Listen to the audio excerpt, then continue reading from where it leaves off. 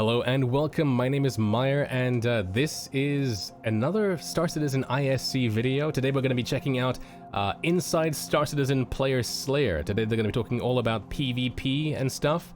Moments after they released this video, there was nothing but like drama and posts and stuff on ISC, I'm sorry, on Twitter, on Spectrum and stuff like that. So I'm looking forward to this one. Like, PvP is such a big part of Star Citizen. So anyway, let's go ahead and check this out right now. See what it's all about. Like PvP? What do you like about getting PvP? creative. Getting creative. That is a very hot topic in the community.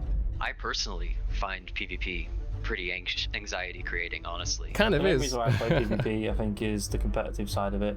People trying to outwit you. Gives you a huge ability to like improve and get better each time you play. All right, so these are mainly people from the vehicle experience So, team. you know, try and do takedowns on people, knife people in the back, start throwing grenades around corners.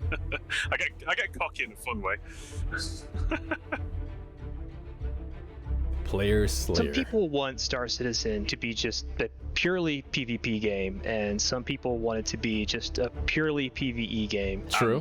And what makes Star Citizen unique is that PvE and PvP are always blended together. Because it's such an open world game, it adds a new layer of difficulty to your missions. If your mission is go kill some AI and take some cargo, well, brilliant, that's the mission. But then the element of other players, maybe you arrive there and they're doing the same mission and you decide to help each other out. Maybe you get midway through the mission and you're taking the cargo back and people, blow up your ship. And Yeah, I mean, that's the best thing about Star Citizen is because of how big and how expansive it is. Like, it can do this, and I think if it was to cater for either or, it'd be much less of a game. I think the biggest issue, though, is because of as Star Citizen grew, I don't know if, like, in the initial, like, Kickstarter or whatever, when they wanted to actually start making Star Citizen as a separate game to, like, the initial Squadron 42 pledge, I don't know if, like, they talked about what kind of game they wanted, apart from it being a universe sim or whatever. So, like, people who are backing and people who have been watching and waiting for this game to come out, like, some... basically they've been funding and backing the game off the backs of like their own imagination, as it were, and fueled by their own imagination of what that game could be. So you have people who are like, concierge and like, legatus or whatever like that, and they want a kind of, one kind of game, and you have others who want a different one. So within our community, we have a really interesting thing, like, a dynamic with that. But anyway, let's keep going. Element of not knowing, and it helps keep everything a bit more dynamic. PvP is really important for us because we can learn from players what kind of strategies they do. The players will always use weapons in ways that designers didn't intend. PvP Always. has been an excellent testbed for coming up with new weapons, new ideas for weapons, new gadgets, and so on. Anything for the FPS experience, especially as Star Citizen's AI gets more and more advanced. PvE players will start to see the benefits of, the iterations that we've done through testing in PvP. It is incredibly important that there are areas where you can more focus on PvE, where there's a bit of a safer space. That might be a system that is more heavily patrolled and policed, like Terra, or in contrast to a system that is completely lawless, like Pyro, with Stanton kind of sitting somewhere in the middle of all of that. Yeah, and that's an important thing to mention as well. And as the game grows, we'll kind of see that disparity where people who do want more PvP can go to these contested or lawless zones, and where people who want more PvE can do some stuff in the more protected zones. But I think that it's kind of like CIG's goal here to not give you a thing where like it's entirely reliant on PvP or entirely reliant on PvE, and I think there's a lot of pressure from them to not make a thing where there's a PvP slider or something like that, or a PvP toggle either. They want it to be systemic, and they want it to be all driven and governed by systems in the game without being gamey. So like right now, you go to a place and there's an armistice zone where like you just can't fire because, sorry, you can't fire. They don't want that. They want you to be, if you want to, you can, but now you have to pay the consequences of your actions, which is kind of cool. And I really do like that, as long as, like if you are in a really like secure place where you shouldn't expect something like somebody pulling out a weapon and shooting you in the head in your hangar, people should be able to draw out their weapons or whatever, but if they try something, then you should be relatively safe, depending on how safe you are being and how cautious you're being in the first place. There's just so many variables with this that until a lot of this stuff is more realized, like, I think a lot of people are very scared as to what it could be, Police presence, the law system kind of keeping players out of PvP can really create those areas where a player can focus on PvE to a much greater degree. For some of the more lucrative opportunities out there, you will probably have to go into a more dangerous area, and those dangerous areas are probably going to entail PvP as part of them. So you'll always have people who don't care about the profits and stuff, and to them, they get their fun and they get their joy and jimmies or whatever out of just killing players who don't necessarily want to encounter other players. There's always going to be this incentive of like, well, if you want to be the best trader, you have to go to the most dangerous places and that kind of stuff. And so, there's high risk, but there's also high reward. And then if you're a pirate, then the higher rewards will be from pirating people who are, like hauling the more valuable stuff in those places. But then there is that subset of player who you see, in like World of Warcraft at, max level ganking, like, the lowest level people in the PvP zone. And in Star Citizen, like, you have people who are like just hovering over Port Olisar or any of the hubs, and then just either shooting people's ships before they even get into the ship, or ramming the pads and stuff like that. How do you deal with those people with a system like this while still giving people that freedom? That's, I think, the big question. Of course, the elephant in the room with player versus player content is always going to be frame rate and desyncs. But while the engineering teams that are responsible for handling issues around that are fighting the constant battle against those, we are not going to stop developing content to support that style of gameplay. So one example of that is in the Ninetales scenario. Players can accept the security contract and go to defend a particular objective, but what they don't know is that the enemy Ninetales can also hire players to prevent that, and that uncertainty just makes the scenario and what could happen in it so much more interesting for players. Yeah, I do like the Ninetales thing, but again, as a PvP sort of like I guess a PvP optional sort of event, and the first one of its kind, like it only incentivizes a specific kind of PvPer, like somebody who wants direction when it comes to doing that thing. And of course, yeah, they know that they're going to be able to stop somebody who's trying to do something else, and maybe that can be enough for them. But yeah, it only really still caters to one particular kind of PvPer. There are people out there, when given the freedom, and this is a game with nothing but freedom, where they just want to be like a gear in the works because, or not a spanner in the works even, because they're just a spanner. Spanners do what spanners do, My first big introduction to PvP in the Persistent Universe was actually Jumptown, the original, which was never really designed to be a purely PvP kind of scenario.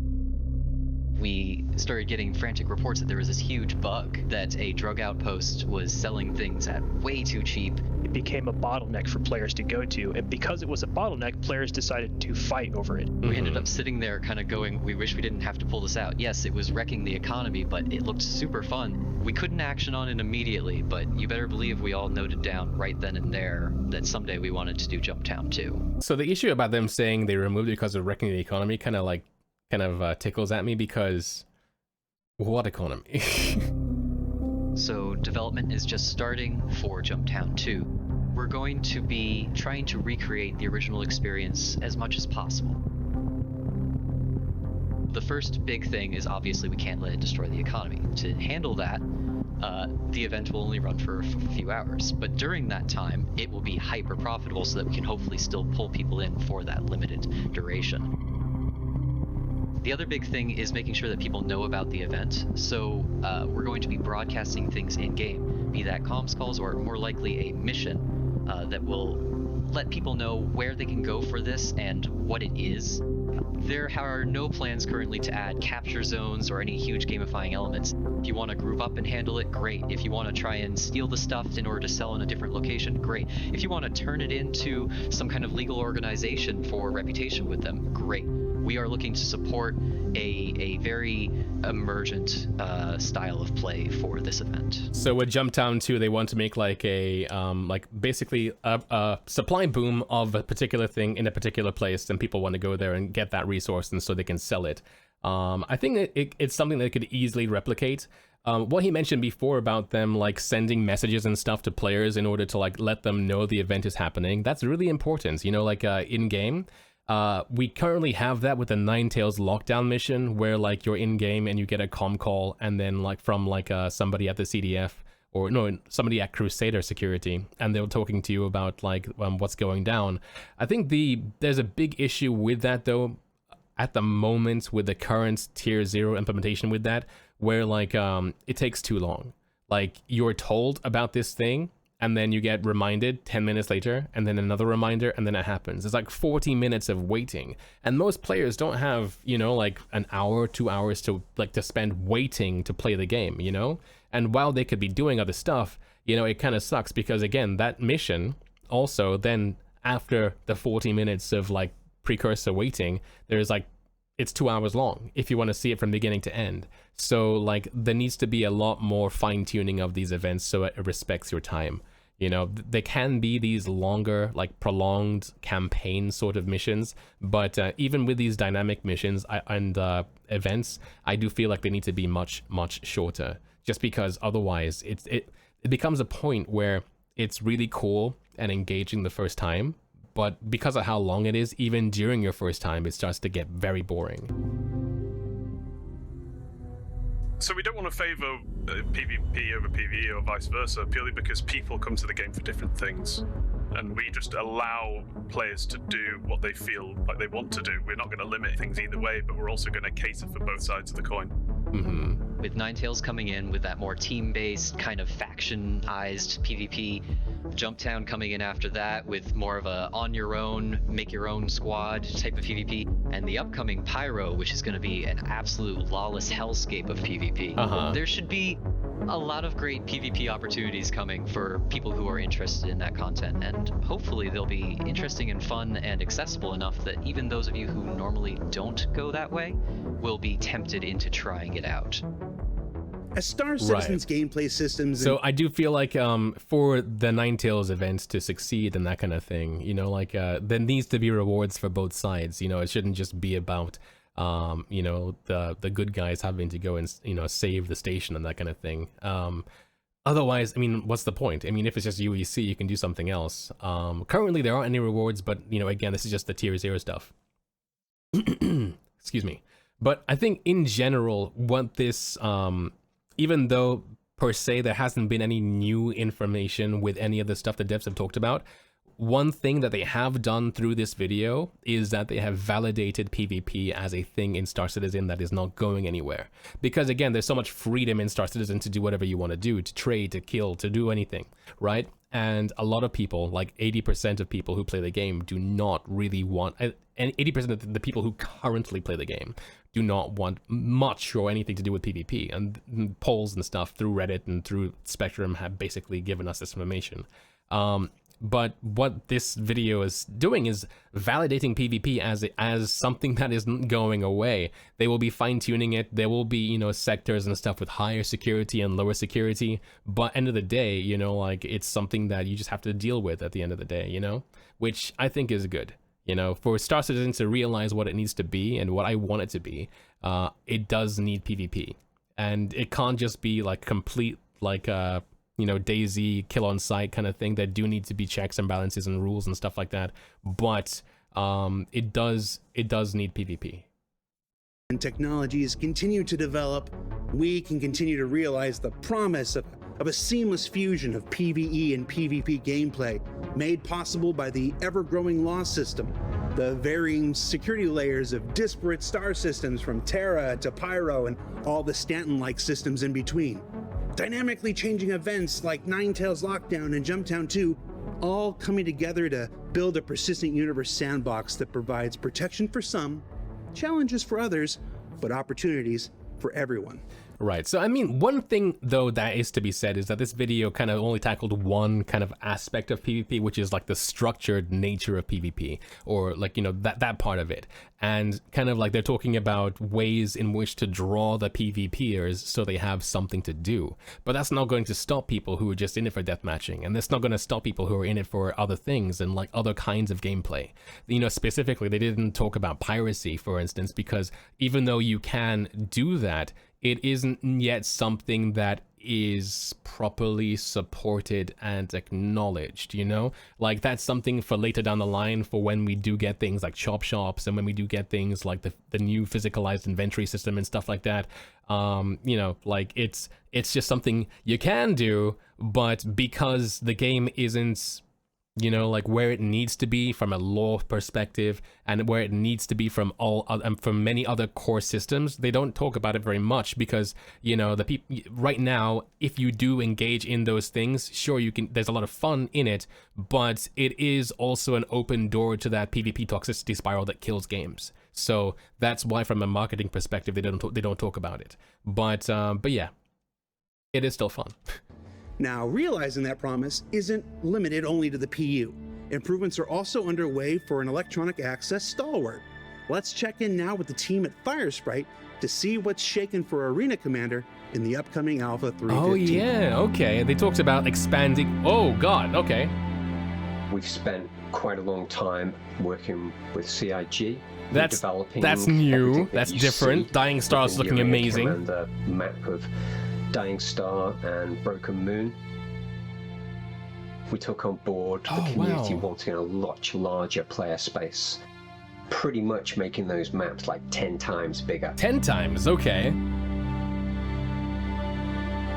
Wow. Okay. So they're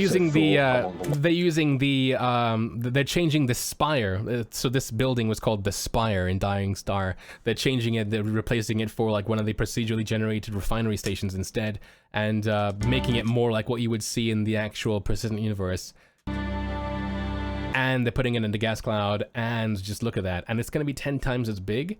Because of all this, and because of the visibility you can see here in this place, in this work in progress thing, it does look like, with this map in particular, there's going to be a heavy emphasis on scanning, though. Also, I don't know why I see a Gengar there in the background, but I do. It's weird. They also thought along the lines of, well, navigation-wise, going to try to give the player some way to navigate so they know where they're going within the maps. Dude. So to provide that, we decided... They've got like Northern Lights now. I wonder if the planet is also now an actual planet instead of being a 2D sprite. And you can see the terraformers. There's now one destroyed terraformer in the back there. What else do we see here? There was like a whole space station as well that they showed us as well in that previous shot that I can't see. Maybe it's not like loaded in here.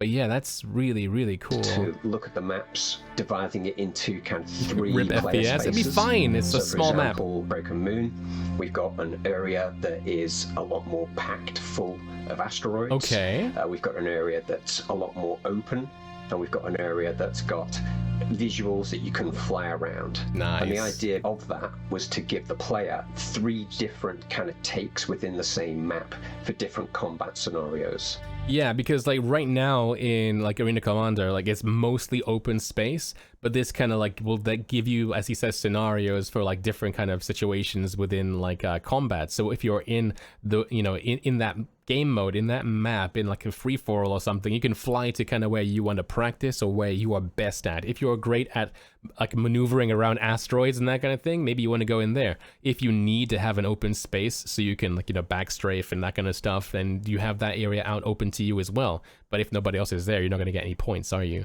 So yeah, that's cool. Dying Star, we thought about it from the point of view of 3 different areas within the player space. Got a central station in the middle. Okay. You've got an area which is very much more of that dark kind of clustered space. You've got a section which is almost entirely submerged in a gas cloud. You've got kind of larger, much more imposing asteroids. Okay, so it seems like volumetric gas clouds like we've seen within Crusader, the gas giant, is coming in here, but like in terms of density. So he talked about how they want a part of the map that's like submerged in gas cloud. That to me sounds as if there's going to be like very dense parts in this nebula. While maybe perhaps not realistic, sounds really fun. Have smaller chunks littered around for people to fly in and around. Which is really, really cool. Adds like a layer of difficulty, I guess you could say. You can try and outsmart your opponents, fly through the clouds, try and lose them. Dying Star, as you know, is based in the Pyro system. Because Arena Commander is electronic access and therefore look at that, not representative one-to-one of the game, because it's a game within a game. We're not representing Pyro as you see it in the PU. We're representing it as its own thing. That meant that there was an increase in the diversity of colours, the saturation, the hue. More creative freedom, I like it. Got the brand new volumetric gas clouds thrown into the map, but it is where we kind of depart, and we've then taken on the art direction from the original concepts. So with Broken Moon, the idea there was that you would have almost this beautiful vista, this marble of a planet, and realised that was the intent, and we could now do it. So where the maps are at present, it's still a work in progress. I think we've taken them into the next realm of development using the new tools, the new technology. They're looking much closer to the original concept. What are those? And I think that people are going to be like ships, really enjoying barges, the new experience that we've delivered. Like they look like the Starfarer's next evolution, but by RSI, and then like maybe 1,000 years older in development. Like look how many more like tanks and barrels they have. So what did we learn this week?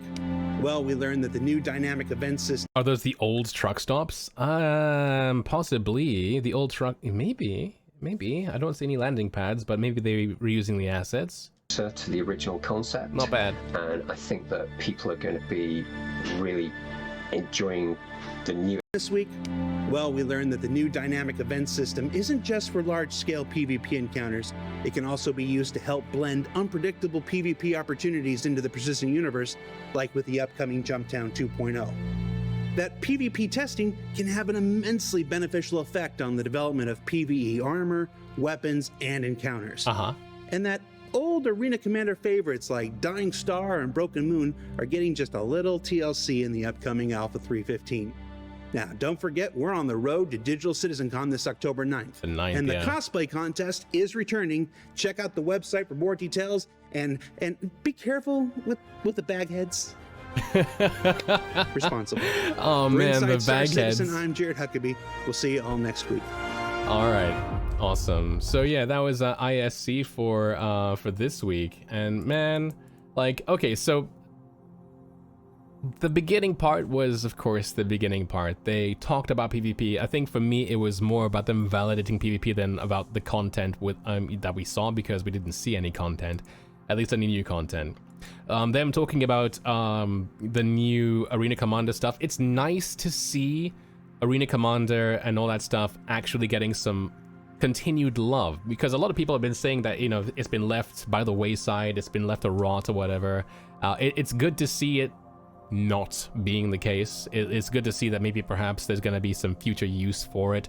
The intention has always been for it to be the test bed of the PU, for you to use it for more specific testing without having to worry about death of a spaceman and respawning and stuff. So it's really, really, really nice to see that. Also, we saw some new names there from developers, because of course of the 6 or like 8 people they have working from Firesprite, a couple there were talking about what they were doing with this map, including this guy here, Tristan Snell, who is an embedded Firesprite QA tester.